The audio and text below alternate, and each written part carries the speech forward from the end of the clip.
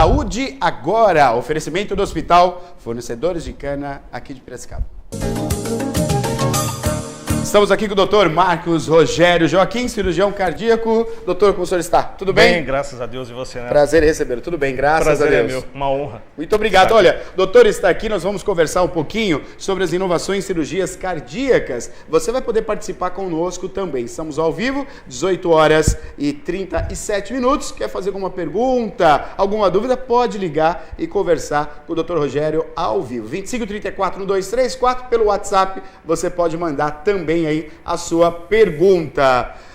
Doutor Marcos, só para a gente entender um pouquinho, né, as inovações que hoje, graças a Deus, né, assim que permite os nossos especialistas, os nossos médicos, a tecnologia que vem favorecer.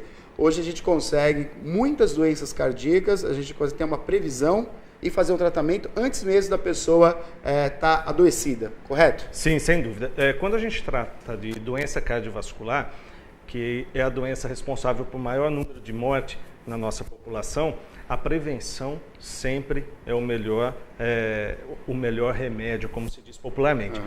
O que nós temos que fazer? Basicamente, controlar os fatores de risco por uma doença do coração, né? Poderia citar 5, os principais deles, né? Controlar a pressão, controlar o colesterol, não fumar, controlar o diabetes e praticar atividade física, né? Então, sem sombra de dúvida, antes de pensarmos em inovações de tecnologia, temos que focar essa prevenção. A prevenção, né? E assim, é um detalhe, né, doutor, porque antigamente era difícil você ir lá e ver, aferir a sua pressão, né? Hoje é quase uma rotina mesmo. Você tem que ter esse cuidado, porque é uma coisa silenciosa, né? Por vezes você não percebe que você está tendo pressão constantemente alta e aí vira inimigo do seu coração, né? Você falou a palavra, Neto, silenciosa. Uhum. A hipertensão, ela é silenciosa. É muito comum, como eu sou cirurgião cardiovascular, eu não estou tão focado com a prática cardiológica clínica. Uhum. Porém, mas é muito comum a gente ouvir no consultório, mesmo eu, falar assim, doutor, não sentia nada. Quando eu sinto uma dorzinha de cabeça, eu vou aferir minha pressão, aí ela está alta, eu sei que ela está alta. Na verdade, não.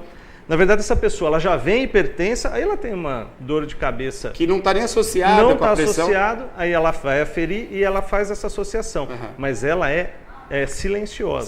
Silenciosa. Né? E muito fácil de tratar e previne muitas complicações. Olha, a gente vai destacar daqui a pouquinho, vou pedir para o doutor destacar para nós, assim, justamente a visita ao nosso cardiologista, por qual a idade ideal, fazer uma visita no cardiologista, daqui a pouquinho a gente vai falar sobre isso. Vamos entrar no detalhe da conversa de hoje, que é justamente a tecnologia a favor aí das cirurgias, né? A gente sabe que o Hospital Fornecedores de Cana, ele se destaca, né, no país de ser um hospital ponta, onde que traz os melhores especialistas e traz também as tecnologias. Queria que o senhor pontuasse então para nós aí sobre as novas tecnologias para as operações cardiovasculares. Claro.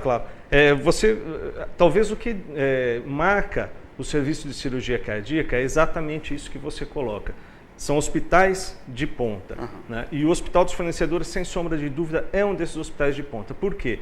A cirurgia cardíaca ela tem uma particularidade. Qual é a particularidade? A cirurgia ela não se encerra no ato cirúrgico. Perfeito. Então, não basta você ter uma boa equipe cirúrgica.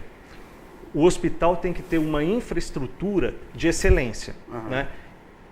De pessoas e de equipamentos, né? Perfeito. Então, isso daí é fundamental. Você precisa ter uma unidade de terapia intensiva com equipamentos e com pessoas especializadas, treinadas, capazes. E isso nós encontramos, o ambiente que nós encontramos dentro do Hospital Fornecedores, ele é ímpar. Doutor, a equipe multidisciplinar, então, né, essa criação da equipe multidisciplinar, que é algo novo, inovador, assim, que há pouco tempo que eu ouço falar realmente a equipe multidisciplinar, onde o cardiologista está conversando com a psicóloga, que conversa com a nutricionista. Isso facilitou e é algo em destaque no Hospital Fornecedores também, né, doutor? Sim, esses profissionais que você citou, e eu diria mais, no caso específico da cirurgia cardíaca, a equipe da cirurgia cardíaca, juntamente com o infectologista, com o hematologista, com o intensivista, com o nefrologista, enfim, envolve todas as especialidades, além de cuidados de enfermagem, fisioterapia, que é fundamental, e isso tudo nós temos muito bem fomentado dentro do hospital. O nosso ambiente interno é muito bom e fomenta essa participação em conjunto. Muito bom. E, na verdade, para a gente falar até um pouquinho das inovações tecnológicas, talvez seja interessante a gente abordar um pouquinho antes o que a gente faz no nosso dia a dia, né, no hospital. As doenças do coração, e que nós operamos no Hospital dos Fornecedores de Cano, são aquelas doenças das artérias do coração, as veias entupidas do coração, né? Pessoas que tiveram infarto ou pessoas que felizmente conseguiram diagnosticar a tempo e aí por características das obstruções nos são encaminhados para a cirurgia, que são as cirurgias de pontes e safena. Fazemos as cirurgias valvares, né? O coração tem várias válvulas e essas válvulas, por algumas doenças ou simplesmente pelo aumento da longevidade, né, elas vão se danificando.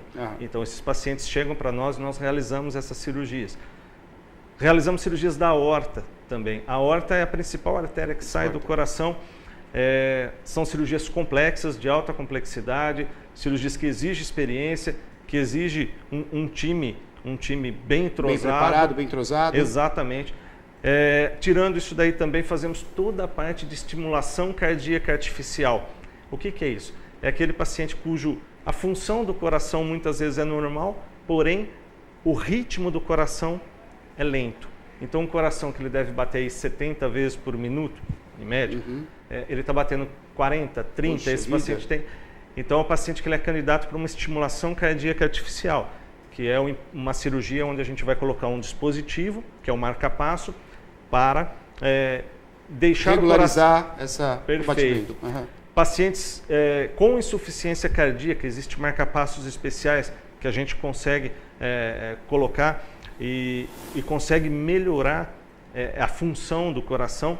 E por último, também dentro da estimulação cardíaca artificial, pacientes que correm riscos de vida por algumas taquicardias específicas, não são todas, graças a Deus é a minoria, e que nós colocamos, chama-se cardioversor desfibrilador implantável.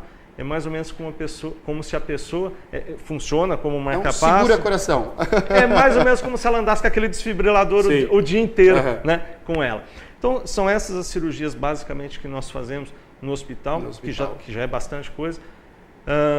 E interessante a gente falar das novas tecnologias justamente quando a gente cruza com a longevidade da população. Que está aumentando, né, doutor? Exato. Por conta aí dos remédios e do tratamento, e até mesmo da busca pelo médico antes da doença, que é o ideal, as pessoas estão vivendo mais.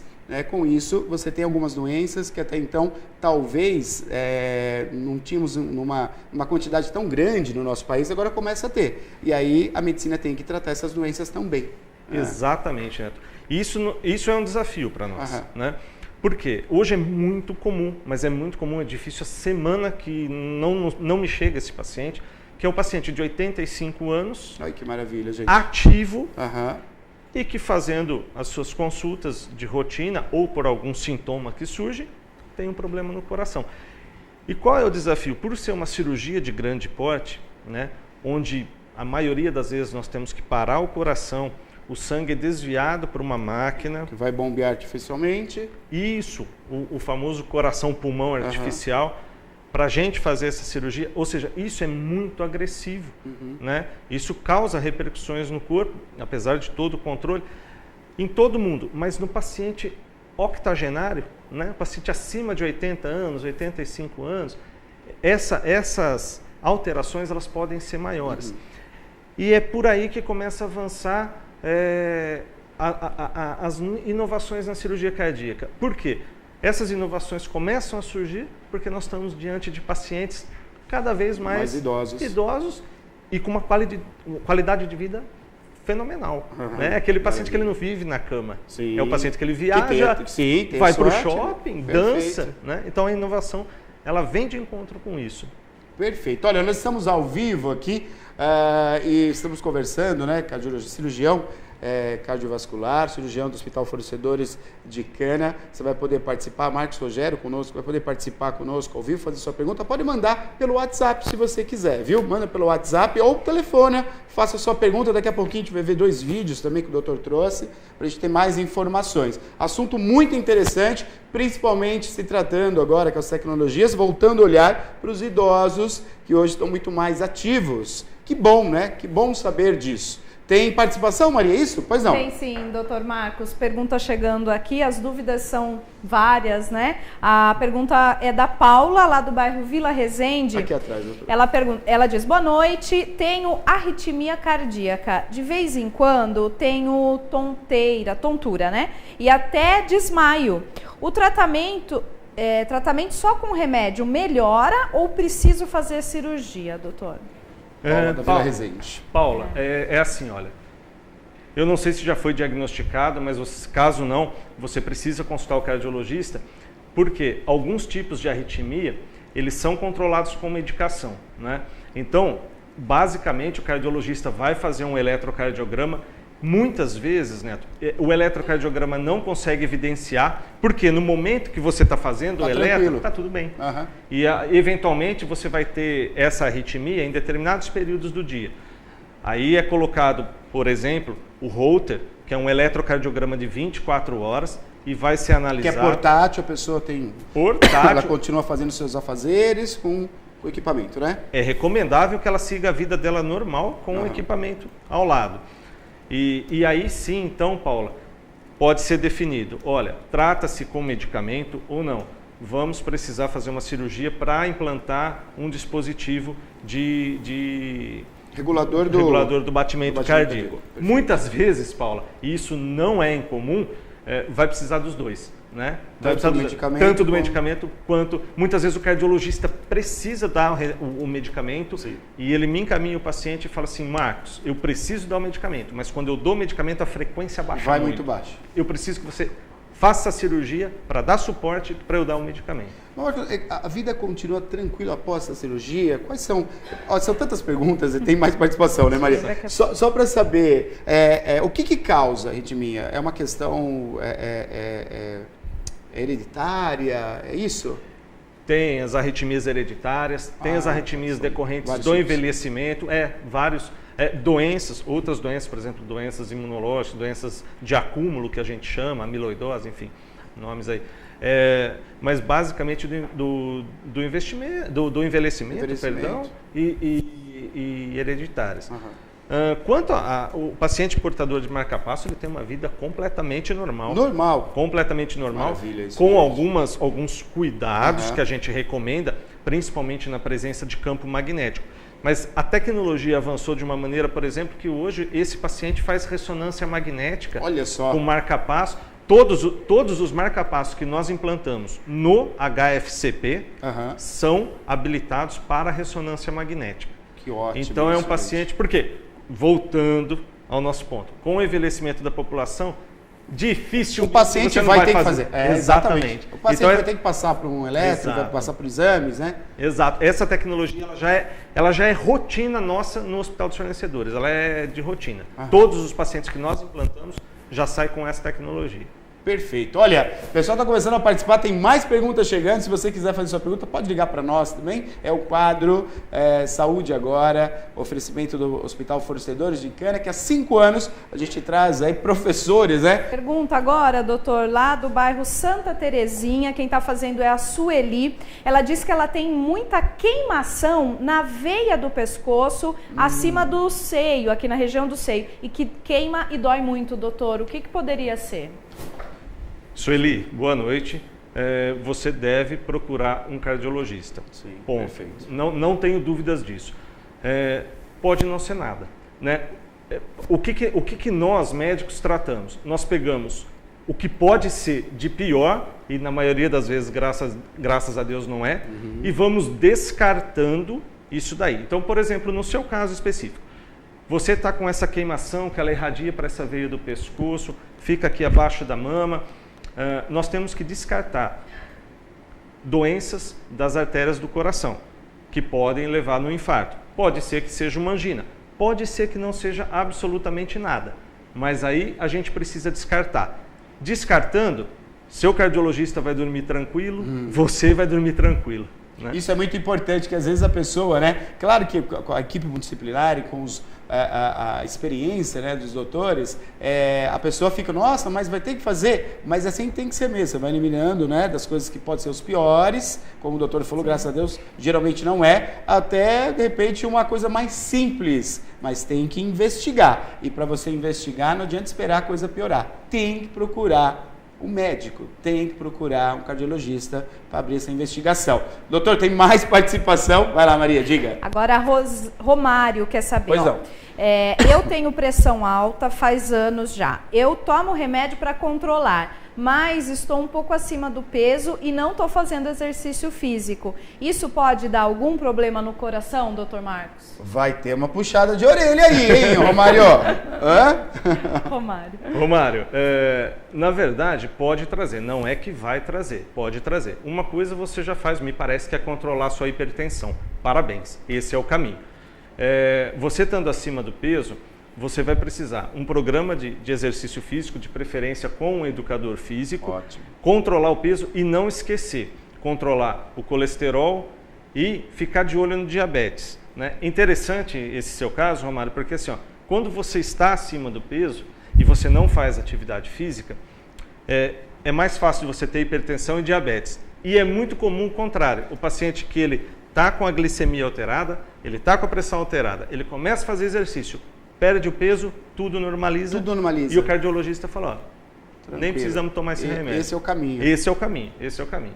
Um fator você já controla, que é a hipertensão. Parabéns. Muito bom. Doutor, deixa eu perguntar uma coisa para você, eu já ouvi falar, quero saber se isso é real ou não. É verdade que a gente pode ter um infarto e nem perceber? Sim. Nossa. É real isso? É real. E isso não é raro. Não é raro. Olha só. Por quê? Muitas vezes, né, a tua pessoa, ela associa com alguma outra coisa. Nem todos os infartos são fatais. Aliás, graças a Deus, a maioria não são fatais. Né? E tem alguns pacientes, primeiro, que ele tem um limiar maior à dor, ele sente um desconforto, às vezes é uma coronária, que é o nome científico dessa artéria do coração que fecha e infarta. Então, às vezes é uma coronária pequena, né? Uma arterinha pequena, eu brinco com os pacientes, falo, essa é michuruca. Né? Uma arterinha michuruca, infartou, ele sentiu a dor, mas ele correlaciona com o quê? Putz, ontem eu comi carne de porco, não está mais, deu um desconforto. E geralmente as doenças do coração das coronárias vão progredindo, lá na frente, quando ele vai no cardiologista e faz um cateterismo, aí ele fala, nossa, mas eu já infartei, já infartou. Eventualmente ele fala, nossa, foi uma vez que eu tive uma dor assim, eu fiquei um mal-estar. E nós temos também os pacientes diabéticos. Os pacientes diabéticos, acontecem isso com mais frequência do que numa população não diabética. Por quê? Uma das características do diabetes não controlado, existe um dano à terminação nervosa. Né? Ou seja, a inervação próxima ao coração não consegue levar essa informação de dor. É o infarto silencioso. A pessoa não está sentindo dor nenhuma. Não sente dor nenhuma. Olha. E é interessante até que você falou muito de procurar o médico, procurar o cardiologista. Quase 100% dos pacientes que chegam para mim, eles vêm triados por excepcionais cardiologistas, já vêm com os diagnósticos e geralmente realmente é para cirurgia. E aí o paciente fala assim, doutor, mas não queria operar, o que foi acontecer comigo? E é exatamente isso que eu começo minha conversa assim. Falo, olha, vamos pensar bem. Eu sei, ninguém quer operar, ainda mais uma cirurgia do coração. Né? Mas vamos pensar que para o caso do senhor, nós conseguimos ajudar. Né? Nós vamos fazer muitas vezes uma cirurgia preventiva. Às vezes o cardiologista descobriu os entupimentos, mas não teve infarto. Então nós vamos fazer uma cirurgia preventiva. Vamos olhar a moeda do outro lado. Perfeito, então é fundamental ir no cardiologista, é fundamental. Por quê? Existe aquela coisa, não vai porque acha. Tem que achar. Porque quanto mais cedo a gente acha, melhor a gente consegue tratar. E no caso, se teve um infarto e a pessoa achou que era um mal-estar, ao ir ao cardiologista, o cardiologista consegue descobrir que ela teve um infarto? ao tempo atrás? Porque fica alguma sequela, dá para perceber isso? Dá para perceber. Certo. Muitas vezes no eletrocardiograma, o cardiologista já vê. Muitas vezes quando ele começa a aprofundar na história clínica e ele começa a ir para exames de imagem, por exemplo, o ecocardiograma, ele vê no ecocardiograma alguma região do coração que não está batendo legal, ou então ele vai fazer um outro exame de esteira ou cateterismo e aí acaba vendo. Que... Sim, acaba vendo. Olha, o doutor aqui, ele tá dando uma aula para nós, né, gente? Tá bem legal isso, você vai participar, a gente vê pela participação que o pessoal tá mandando mais perguntas. O senhor vai ter que voltar mais uma vez aqui, Não, viu? vai ser um prazer. Ainda mais que eu tô vendo que tem uma caneca do Corinthians, eu vou... Aí sim, estamos em casa. Agora... O tanto que você me chamou. Agora estamos em casa, né? É como siga o líder, né? Siga o líder. Muito bom. Geralmente ser corintiano não faz muito bem pro coração, mas a gente vai ficando... Mas quem resiste, o coração vira uma rocha. A gente vira uma rocha.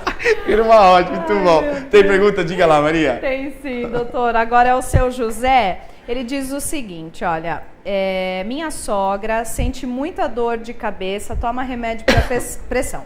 Mesmo tomando remédio, ela sente dores na cabeça. Isso pode ser algum problema? Ela perdeu a irmã essa semana, causada pela pressão alta, com diagnóstico de aneurisma, né? Isso pode ser genético, doutor? Seu José, realmente, a hipertensão, ela tem órgãos-alvo. E esses órgãos é que a gente tem que proteger. Quais são os órgãos que a gente protege? Coração, rins e cérebro. São que a pressão alta vai atingir. Vai atingir, exatamente. Então, no caso da formação de aneurisma, pode ser algo totalmente genético, pode ser uma má formação, mas quando você tem uma hipertensão associada a isso, o risco de ruptura é alto. A esposa do senhor, com dor de cabeça constante, merece uma investigação. Perfeito. A pressão está controlada? Está controlada. Merece uma investigação. Tem que investigar, tem que procurar o doutor e fazer uma bateria de exames aí com toda certeza, viu? Maria, eu sei que tem mais participação, mas vamos... Tá chegando. Vamos pro vídeo aqui primeiro? Tá no ponto aí pra gente comentar? Qual dos dois vídeos, Marcos? Por gentileza, vamos colocar aquele da válvula transcatéter, mas não começa ele ainda não, por favor. Pois não. Então tá bom, só porque antes eu tenho que... Uma introdução? Uma introduçãozinha. Perfeito. Falando dos pacientes octogenários e toda essa repercussão que causa no organismo a circulação extracorpórea, que é desviar o sangue do corpo. Então, aonde que nós estamos avançando? Onde a cirurgia cardíaca está avançando, isso já é uma realidade. São as chamadas válvulas transcatéter, próteses, né? Transcatéter.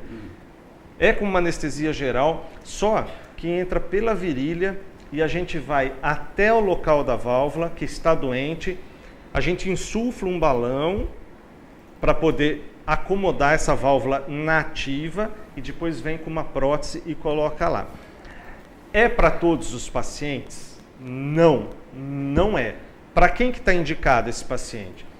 Está indicado para aqueles pacientes geralmente acima de 80 anos e que clinicamente não suportariam uma cirurgia convencional.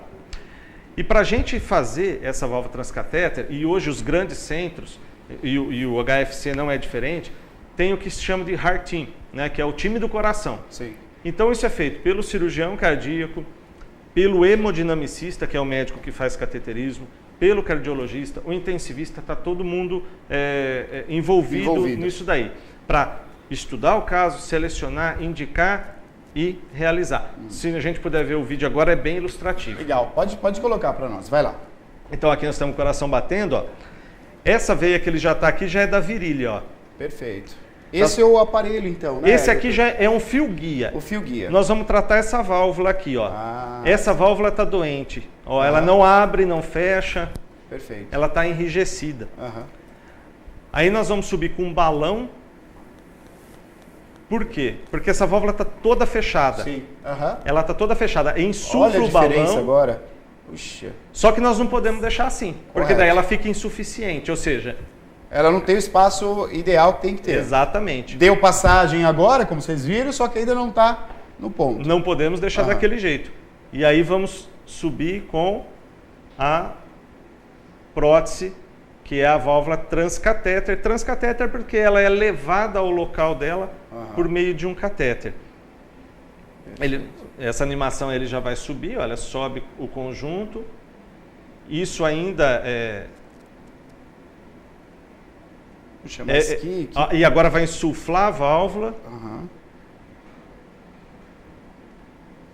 Isso é feito assim nessa sequência mesmo? É nessa sequência, lá, ele insufla a válvula, aí a válvula já está funcionando e retira todo o conjunto. Que ela fica ancorada pelo cálcio, pela própria calcificação do anel. Né, aqui. Isso, volto a dizer, é recente, ainda está reservado para aqueles pacientes que não suportariam a convencional. Porque ela ainda, tudo que é recente na medicina, apesar de todos os estudos, depois que ela é realizada em milhares de pacientes, vão se fazer o segmento desses pacientes, né? E aí então que nós vamos ver, por exemplo, durabilidade, e isso ainda são questões que estão sendo estudadas. Perfeito. Mas para esses pacientes específicos que eu falei que é uma minoria, mas eles existem. Essa, por exemplo, é um dos avanços da cirurgia cardíaca. Perfeito. Não precisa cortar o peito, não precisa desviar o sangue. Menos invasiva, mas ainda que fica a critério aí, fica a critério do doutor para indicação. Idosos. Exatamente, Perfeito. exatamente. Ok. Nós temos o segundo vídeo também, tá no ponto? Pode colocar para nós também. Por gentileza. Estamos ao vivo aqui. O Dr. Marcos está conosco aqui do Hospital Fornecedores de Cana, cirurgião vascular conosco aqui. Eu falei, porque nós vimos essa válvula transcatéter. Sim. E agora nós temos aquela área cinza, que a gente chama em congresso de gray zone, de área cinza. Área cinza. O que é essa área cinza? É aquele paciente que ele não tem indicação para aquela prótese que a gente viu agora. Mas que a gente gostaria de fazer, vamos ter que fazer uma cirurgia convencional, ok? Mas a gente gostaria de economizar no tempo que o sangue vai ficar circulando na máquina de coração e pulmão. Porque como que é uma cirurgia convencional? Nós introduzimos várias cânulas, desviamos o sangue, né? Ao invés de entrar no coração, ele é bombeado artificialmente. É isso? Para uma máquina. Isso, ele é e drenado. aí você pode trabalhar exatamente. no coração. E aí como que nós fazemos? Nós temos que abrir a aorta, que é essa maior artéria do corpo. Vamos visualizar a válvula doente. Aí nós vamos remover essa válvula. Mecanicamente, vamos remover. Ela é retirada. E nós temos uma circunferência que resta. E o que nós temos que fazer? Nós temos que passar pontos em toda essa circunferência. Em média, 14, 15 pontos. Perfeito. Ok? Depois que nós passamos todos esses pontos, nós pegamos a prótese e vamos passar. Cada ponto desse tem 2 agulhas.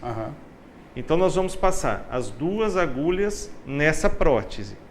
Então são 30, vamos pegar 15 fios, 30 pontos, 30 agulhas que nós vamos passar.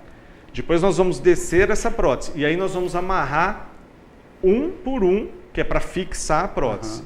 E depois nós vamos fechar a aorta. Qual é o tempo dessa operação nesse momento que é bem delicado, bem detalhado, né? Esse tempo de extracorpórea, né, desde que a gente entra a abrir, ele vai em torno aí de 40 minutos, 50 minutos. Perfeito. Então esse paciente que está nessa área cinzenta, que não tem indicação para uma válvula transcatéter, mas que a gente gostaria de ganhar mais tempo, é que foi desenvolvido essa válvula, esse daqui é o nome comercial dela, mas é uma válvula sem sutura. Por quê? A gente não precisa fazer tudo aquilo. A gente vai desviar o sangue. Para poder fazer o trabalho, vai retirar. Vai retirar e põe ela, insufla. Que demais, gente. E puxa vida, que demais. Fazemos o coração bater de novo. Quer dizer, todo aquele procedimento que você falou para nós, de colocar as agulhas, depois passar. Nós ganhamos tempo. Nossa, nós ganhamos perfeito. tempo. Isso já é desenvolvido aqui no Hospital Fornecedores de Cana? No hospital nós não fizemos nenhum implante dessa daqui. Mas a tecnologia existe, a gente está apto e fazemos assim. tranquilamente. Vamos ver o vídeo? Pode soltar para nós, vai lá. O Dr. Marcos vai explicando para nós. Só para a gente saber, onde foi desenvolvida? Estados Unidos. Estados Unidos, né? Que é hoje o local de mais se cria. Estados Unidos, Alemanha. Aqui nós estamos vendo essa animação gráfica. Essa animação, né? Ele vai fazer um corte para a gente visualizar. Essa é a válvula. Essa é a válvula. Essa é a válvula aórtica. Olha lá, ela abre e fecha. E aí, com o passar do tempo, ela envelheceu. Ela não fecha mais. E não está nem abrindo legal e nem fechando legal. Isso compromete o total, o coração. Começa a sobrecarregar o coração. Um problema na válvula começa a sobrecarregar o coração. E aí ele está partindo para a técnica cirúrgica, que é o que? Remove-se a válvula, como a gente faz normalmente. Sobra essa área, que é esse círculo. Ela é total, é removida totalmente. Remove total. E aí faz a medida da válvula, né? Cada qual tem sua medida, igual o número de sapato. Né? Isso é feito na hora, doutor? Como é que isso é feito na hora. Puxa, isso é feito na hora. A gente tem um conjunto de válvulas de diversos tamanhos. De diversos tamanhos, a medida que cabe. Exatamente. É o sapatinho de cristal do coração. Exatamente. E aí, pego a válvula, dá uma apertadinha nela. Para poder passar. Para poder passar. E aí a gente faz com visão direta. Que coisa, gente. Já tecnologia. Qual que é o tempo de duração dessa válvula, Marcos? Depois ela é colocada aqui, como vocês estão vendo. De durabilidade? Durabilidade. Essa válvula ela já tem 15 anos de estudo. Nossa, maravilha. Com boa performance. Maravilha. Boa performance. Olha só, gente. Pronto. Esses são só alguns fios de guia. Aí a gente balona novamente para acertar, acomodar. Tirou-se os guias. Mas a prótese funcionando. Agora me explica uma coisa. Eu sei que ali, ela abrir e fechar, o corpo domina isso. É da natureza. Agora, como é que algo artificial vai abrir e fechar? Quem comanda ele abrir e fechar? A própria pressão do sangue. A própria direção do sangue. Quer dizer, o próprio coração dá conta de fazer ela trabalhar. Tranquilo. Que legal, gente. Tranquilo. Que demais. Acho que o vídeo é esse. Obrigado. Muito bom, viu? Tem participação? Vai lá, Maria, diga. Tem sim, olha, aqui para encerrar as participações de hoje, doutora, deixa eu ver o nome aqui da pessoa, Márcia. Tá mandando um recadinho. Boa noite, quero parabenizar pelo Dia do Médico, que foi dia 18 de outubro, todos os médicos da nossa cidade e do Hospital da Cana. Também doutor Marcos, que está aí hoje. Parabéns, Deus abençoe vocês sempre. Legal. A Márcia da Paulista. Márcia, obrigado, que Deus te abençoe imensamente também. É muito normal os pacientes falarem para mim no pós-operatório, falam assim, doutor, eu rezo para o senhor e para a equipe toda noite. Que maravilha. E eu falo para eles assim, olha, se eu pudesse pedir só uma coisa para a senhora, continue rezando, porque nós precisamos muito. Marcos, a gente fica emocionado porque a gente sabe que tem que ter um conhecimento, o médico é uma das profissões que mais exige, tem que ter conhecimento e tem esse momento da ação. Sim. Eu acho que isso é fantástico, porque você está ali naquele momento da cirurgia e a ação é sua. É um momento de se pensar o que tem que fazer. E quando você fala isso, eu quero reforçar aqui, porque eu acho que, bom, é o que eu acredito e creio muito, e você tocou nesse assunto, é a mão divina. É a mão divina. Claro que o conhecimento é permitido também por Deus, eu acredito nisso, você buscou, obteve o conhecimento, mas eu acho que Deus acompanha também nessa hora, que a gente sabe que é o paciente, são os familiares, é toda a história daquela pessoa e está sendo operada, né? Está sendo guiada aí pelo médico cirurgião. Exato, e é um momento de maior vulnerabilidade de uma pessoa. Ela está anestesiada, ela não sabe o que está sendo feito com ela. Então nós temos que ter, e isso é evidente, de toda a equipe, de todos os profissionais, uma seriedade e um comprometimento enorme. Né? Então, porque é um momento de vulnerabilidade. Eu costumo brincar porque minha mulher, por exemplo, ela morre de medo de avião. Né?